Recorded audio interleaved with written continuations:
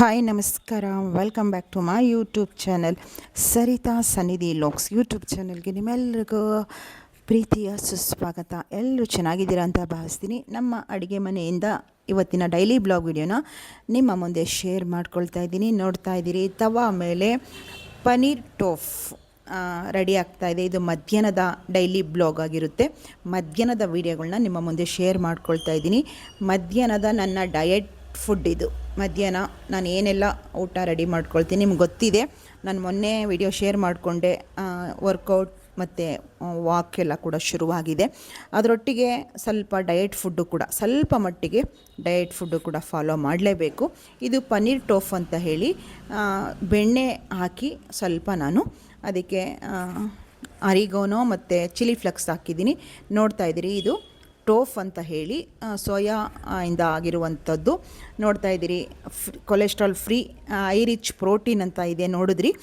ಅದರಿಂದ ಇದು ತುಂಬ ಟೇಸ್ಟು ಕೂಡ ಇರುತ್ತೆ.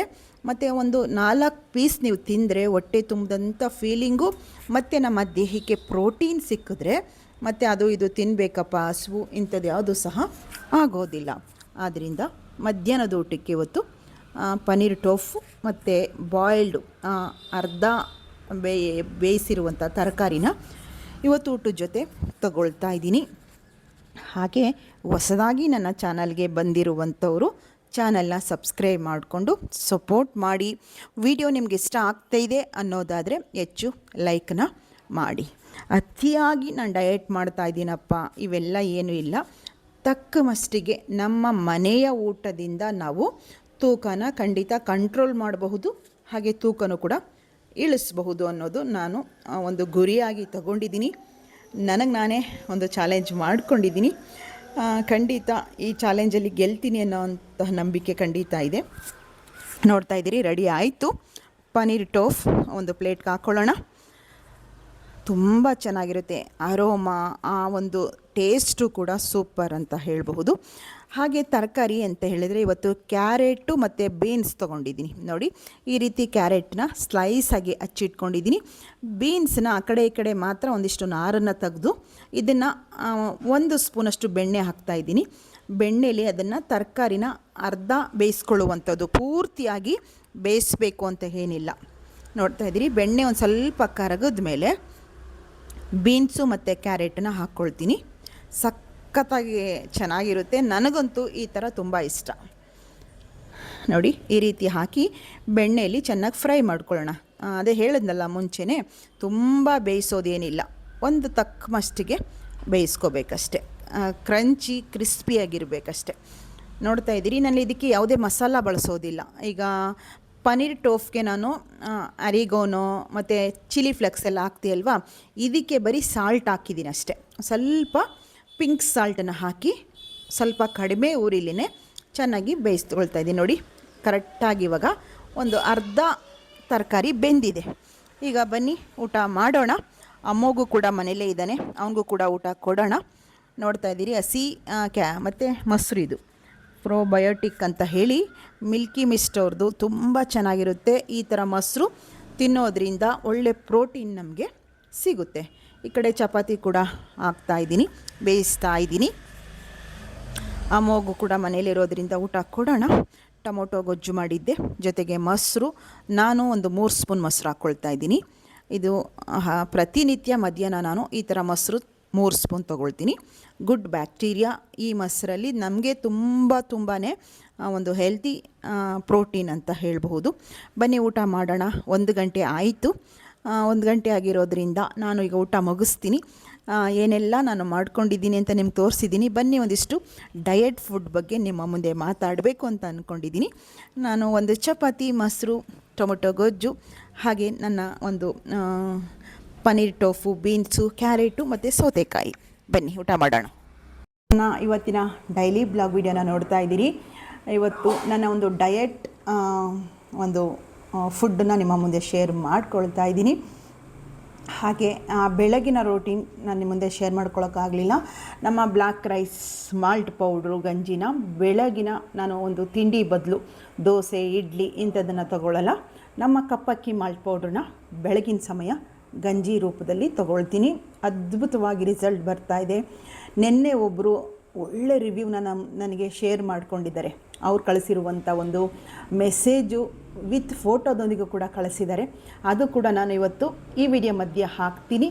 ಬೇಕಾದವರು ಬ್ಲ್ಯಾಕ್ ರೈಸ್ ಮಾಲ್ಟ್ ಪೌಡ್ರು ನಮಗೂ ಬೇಕು ಅನ್ನೋರು, ಬರೀ ವೆಯ್ಟ್ ಲಾಸ್ಗೆ ಅಂತಲ್ಲ, ನಮ್ಮ ಆರೋಗ್ಯನ ತುಂಬ ಚೆನ್ನಾಗಿ ಫಿಟ್ಟಾಗಿ ಇಟ್ಕೋಬಹುದು. ಒಂದು ಸಾತ್ವಿಕ ಆಹಾರ, ಅದ್ಭುತವಾದ ಸಾತ್ವಿಕ ಆಹಾರ, ಯಾವುದೇ ಮೆಡಿಷನ್ ಅಲ್ಲ, ಒಂದು ಅದ್ಭುತವಾದ ಧಾನ್ಯಗಳಿಂದ ರೆಡಿಯಾಗಿರುವಂತಹ ಬ್ಲ್ಯಾಕ್ ರೈಸ್ ಮಾಲ್ಟ್ ಪೌಡ್ರು.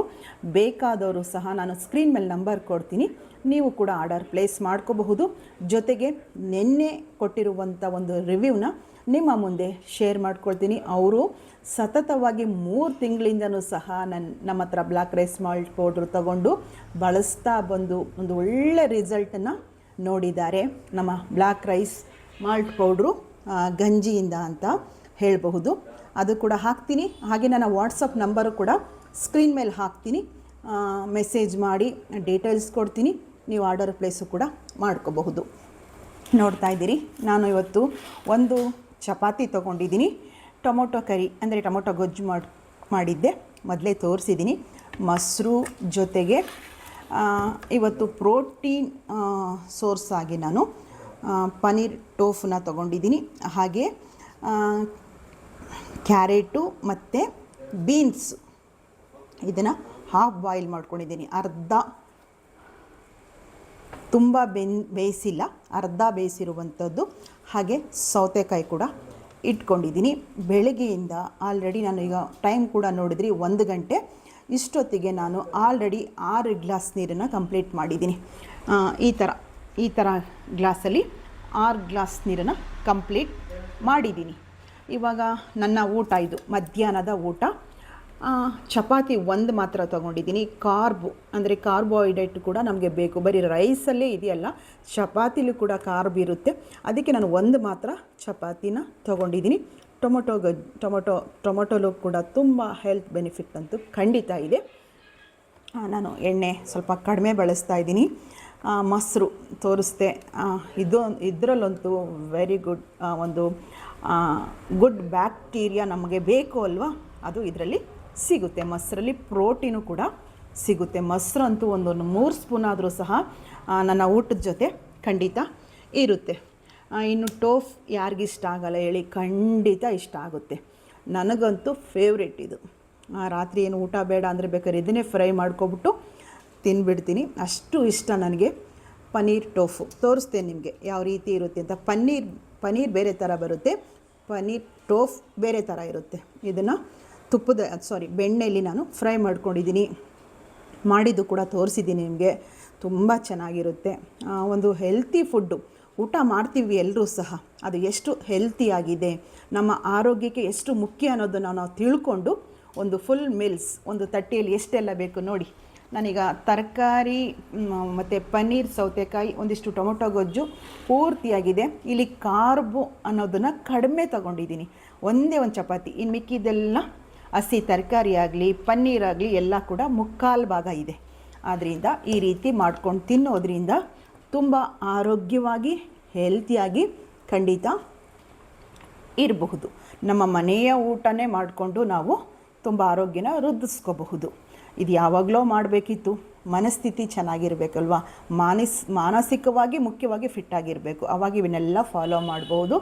ಈಗ ತೊಗೊಂಡಿದ್ದೀನಿ ದೃಢವಾಗಿ, ಒಂದು ಚಾಲೆಂಜ್ ಆಗಿ ನನಗೆ ನಾನೇ ಚಾಲೆಂಜ್ ಮಾಡ್ಕೊಂಡಿದ್ದೀನಿ. ಇಲ್ಲ ನಾನು ಏನಾದರೂ ಮಾಡ್ಬೋದು, ನನ್ನ ದೇಹದ ತೂಕನ ನಾನು ಖಂಡಿತ ಇಳಿಸ್ಕೋಬಹುದು ಅಂತ ಹೇಳಿ. ಜೊತೆಗೆ ನಮ್ಮ ಕಪ್ಪಕ್ಕಿ ಮಾಲ್ಟು ಸೂಪರ್ ರಿಸಲ್ಟ್ ಬರ್ತಾಯಿದೆ, ನಾನು ಯಾಕೆ ಅದನ್ನು ಬಳಸಿ ರಿಸಲ್ಟ್ನ ತಗೋಬಾರ್ದು ಅಂತ ಹೇಳಿ ಅಂದ್ಕೊಂಡು ಶುರು ಮಾಡಿದ್ದೀನಿ. ಅದ್ರ ಜೊತೆಗೆ ಒಂದು ಹೆಲ್ತಿ ಡಯೆಟ್ ಕೂಡ ಬೇಕು. ಕಪ್ಪಕ್ಕಿ ಗಂಜಿ ಕುಡಿತೀನಿ ಅಂತ ಹೇಳಿ ಎಲ್ಲ ನೀವು ಮಾಮೂಲಿ ಇದ್ದರೆ ರಿಸಲ್ಟ್ ಬರಲ್ಲ. ಅದ್ರ ಜೊತೆಗೆ ಒಂದು ಆರೋಗ್ಯಕರವಾಗಿ ಒಂದು ಹೆಲ್ತಿ ಡಯೆಟನ್ನು ನಾವು ಖಂಡಿತ ಫಾಲೋ ಮಾಡಲೇಬೇಕು. ನನಗೆ ಈ ಥರ ಅರ್ಧ ಕ್ಯಾರೆಟು ಬೀನ್ಸು ಈ ಥರ ಅರ್ಧ ಬೆಂದಿರೋದು ಸಿಕ್ಕಾಬಟ್ಟೆ ಚೆನ್ನಾಗಿರುತ್ತೆ. ನನಗಂತೂ ತಿನ್ನೋಕ್ಕೂ ಕೂಡ ಇಷ್ಟಪಟ್ಟು ತಿಂತೀನಿ. ಕ್ರಂಚಿಯಾಗಿರುತ್ತೆ, ತಿನ್ನುವಾಗ ಟೇಸ್ಟು. ಬೆಣ್ಣೆಲಿ ಫ್ರೈ ಮಾಡಿರೋದು. ಬೀನ್ಸು ಮತ್ತು ಕ್ಯಾರೆಟು ಏನು ಮಸಾಲ ಹಾಕಿಲ್ಲ, ನಾನು ಒಂದು ಚಿಟಿಕೆ ಉಪ್ಪನ್ನು ಮಾತ್ರ ಹಾಕಿದ್ದೀನಿ. ತುಂಬ ಚೆನ್ನಾಗಿರುತ್ತೆ. ಒಂದಿನ ಹಸಿ ತರಕಾರಿ ತಿಂದರೆ ಒಂದು ದಿನ ಬಾಯ್ಲ್ಡು ತರಕಾರಿ ತಿನ್ನಬಹುದು. ಈ ಥರ ಒಂದು ದಿನ ಅರ್ಧ ಫ್ರೈ ಮಾಡಿಕೊಂಡು ತಿನ್ನೋದ್ರಿಂದನೂ ಕೂಡ ರುಚಿನೂ ಕೂಡ ಚೆನ್ನಾಗಿರುತ್ತೆ, ಆರೋಗ್ಯಕ್ಕೂ ಕೂಡ ತುಂಬ ಒಳ್ಳೆಯದು. ನೋಡ್ತಾ ಇದ್ದೀರಾ, ಕ್ಯಾರೆಟ್ ಅಂತೂ ಬೆಣ್ಣೆಲಿ ಬೆಂದ್ರಂತೂ ಸಕ್ಕ ಟೇಸ್ಟ್ ಇರುತ್ತೆ.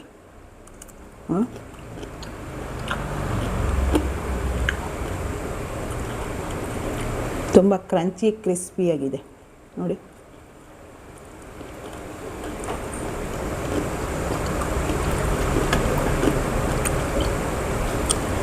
ಪನ್ನೀರ್ ಟೋಫ್ ಅಂತೂ ಮಕ್ಕಳಿಗಂತೂ ಫೇವ್ರೇಟ್ ಆಗಿಬಿಡುತ್ತೆ.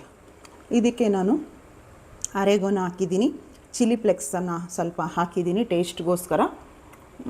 ತುಂಬ ಚೆನ್ನಾಗಿರುತ್ತೆ. ರುಚಿಗೆ ಒಂದು ಚಿಟಕಿ ಉಪ್ಪು ಹಾಕಿ ಸಾಲ್ಟ್ ಹಾಕಿದ್ದೀನಿ, ಒಂದು ಚಿಟಕಿ ಪೆಪ್ಪರ್ ಪೌಡ್ರ್ ಹಾಕಿ ಫ್ರೈ ಮಾಡಿದ್ದೀನಿ.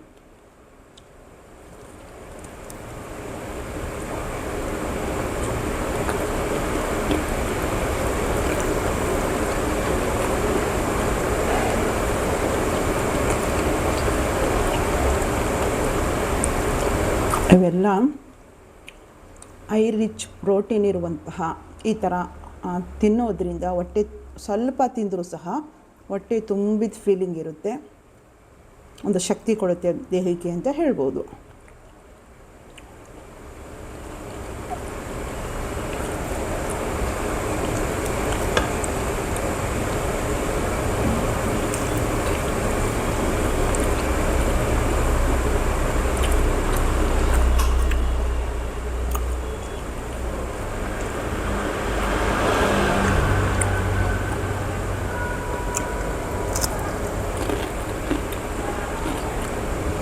ಸೌತೆಕಾಯಿ, ನೆನ್ನೆ ಸೌತೆಕಾಯಿ ಕೋಸಂಬರಿ ಮಾಡ್ಕೊಂಡಿದ್ದೆ, ಸಖತ್ ಟೇಸ್ಟ್ ಇತ್ತು.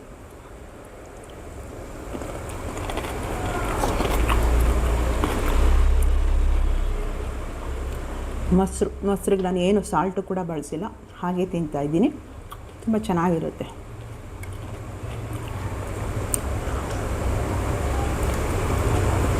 ಹಾಕ್ಕೊಡ್ಲೇನಾ? ಹಾಕ್ಕೊಡ್ಲ ಊಟ?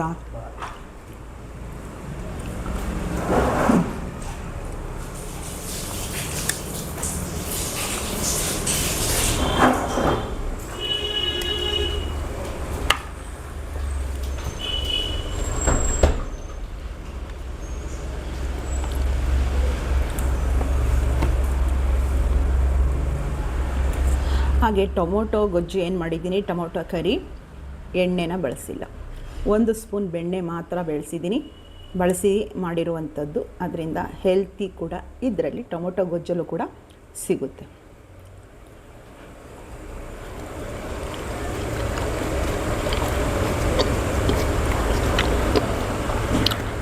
ಆದಷ್ಟು ಚೆನ್ನಾಗಿ ಅಗೀತಾ ತಿನ್ನಬೇಕು. ಚೆನ್ನಾಗಿ ಅಗೀತಾ ನಾವು ತಿನ್ನೋ ಪದಾರ್ಥನ ನೋಡಿ. ಟೊಮೊಟೊ ಗೊಜ್ಜು ಚಪಾತಿ ಸಕ್ಕ ಟೇಸ್ಟ್ ಇರುತ್ತೆ.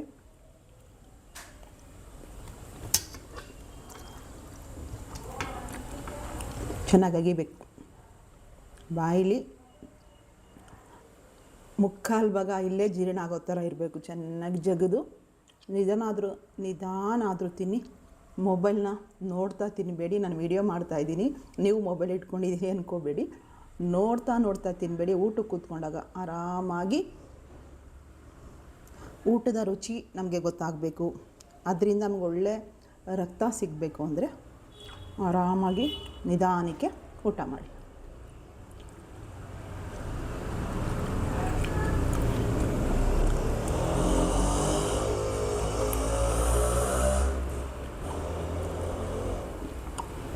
ಆ ಸೌಂಡ್ ನಿಮ್ಗೆ ಕೇಳಿಸ್ತಿರ್ಬೋದು, ಮೈಕ್ ಬೇರೆ ಇಲ್ಲೇ ಇದೆ.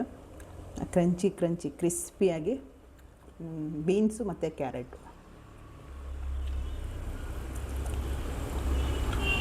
ಆಯಿತಾ? ನಿಧಾನಕ್ಕೆ ಊಟ ಮುಗಿಸ್ತೀನಿ. ಇದು ನನ್ನ ಮಧ್ಯಾಹ್ನದ ಡಯಟ್ ಫುಡ್ ಆಗಿದೆ. ಇದೇ ರೀತಿ ನಾಳೆ ಇರಲ್ಲ. ನಾಳೆ ಮುದ್ದೆ ಮಾಡ್ಕೋಬಹುದು, ಸೊಪ್ಪಿನ ಸಾರು ಮಾಡಬಹುದು, ಈ ರೀತಿ ಇರುತ್ತೆ. ಆಯಿತಾ? ನೀವೇನಾದರೂ ಬೇಕು ಅಂದರೆ ವಿಡಿಯೋ ಮೂಲಕ ಶೇರ್ ಮಾಡ್ಕೊಳ್ತೀನಿ. ಇವತ್ತಿನ ಈ ನನ್ನ ಡೈಲಿ ಬ್ಲಾಗ್ ವಿಡಿಯೋ ನಿಮ್ಗೆ ಏನು ಅನ್ನಿಸ್ತು ಅನ್ನೋದನ್ನು ತಪ್ಪದೆ ಕಮೆಂಟ್ ಮಾಡಿ ಇಷ್ಟ ಆಗಿದೆ ಅನ್ನೋದಾದರೆ ಹೆಚ್ಚು ಲೈಕ್ ಮಾಡಿ, ಸಪೋರ್ಟ್ ಮಾಡಿ. ಮೊದಲ ಬಾರಿ ಬಂದಿದ್ದರೆ ನನ್ನ ಚಾನಲ್ಗೆ ಮೊದಲ ಬಾರಿ ಬಂದಿದ್ದು, ಇಲ್ಲ ದಿನ ವಿಡಿಯೋ ನೋಡ್ತಾಯಿದ್ರು ಕೂಡ ಕೆಲವು ಸಬ್ಸ್ಕ್ರೈಬ್ ಮಾಡ್ಕೊಂಡಿರಲ್ಲ, ಸಬ್ಸ್ಕ್ರೈಬ್ ಮಾಡ್ಕೊಂಡು ವಿಡಿಯೋನ ನೋಡಿ. ನೀವು ಸಬ್ಸ್ಕ್ರೈಬ್ ಮಾಡ್ಕೊಳ್ಳೋದ್ರಿಂದ ನಾನು ಹಾಕುವಂಥ ವಿಡಿಯೋ ಪ್ರತಿದಿನ ನಾನು ಏನು ವಿಡಿಯೋ ಅಪ್ಲೋಡ್ ಮಾಡ್ತೀನೋ ನೋಟಿಫಿಕೇಷನ್ ಮೂಲಕ ನಿಮಗೆ ನಿಮ್ಮ ಮೊಬೈಲ್ಗಳಿಗೆ ಮೊದಲೇ ಬರುತ್ತೆ. ಅದಕ್ಕೋಸ್ಕರ ಆಯಿತಾ, ಕಂಪ್ಲೀಟಾಗಿ ಮುಗಿಸ್ತೀನಿ. ಏನಿಲ್ಲ ಅಂದರೂ ಕೂಡ ನಾನು ಇದು ಊಟ ಮಾಡೋದಕ್ಕೆ 20 ನಿಮಿಷ ಬೇಕು. ಅದಕ್ಕೆ ಊಟ ಮುಗಿಸ್ತೀನಿ. ಮತ್ತೊಂದು ಹೊಸ ಡೈಲಿ ಬ್ಲಾಗೊಂದಿಗೆ ನಿಮ್ಮ ಮುಂದೆ ಬರ್ತೀನಿ. ಲಾಸ್ಟ್ವರೆಗೂ ವಿಡಿಯೋ ನೋಡಿದ ನಿಮ್ಮೆಲ್ರಿಗೂ ಕೂಡ ನಿಮ್ಮ ಸನ್ನಿಧಿ ಕಡೆಯಿಂದ ಪ್ರೀತಿಯ ಧನ್ಯವಾದಗಳು. ಎಲ್ರಿಗೂ ಒಳ್ಳೆಯದಾಗಲಿ. ಮತ್ತೆ ಸಿಗೋಣ. ನಮಸ್ಕಾರ.